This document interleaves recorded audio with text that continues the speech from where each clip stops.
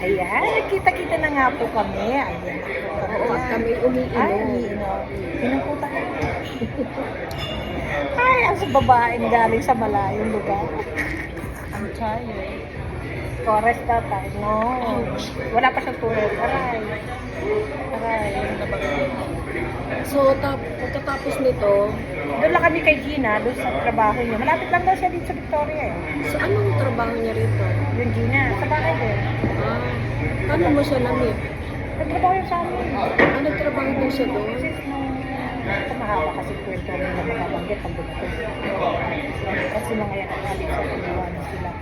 Ako lang ngayon. Sitwasyon. Ngayon, kahit nga pagbigay dapat sa mga anak ng amo ko, wala. Kaya yung matitira natin. Kaya ngayon, okay. Naku, Diyos ko. Si Gina, padala mo ng pera kung maririnig ka lang.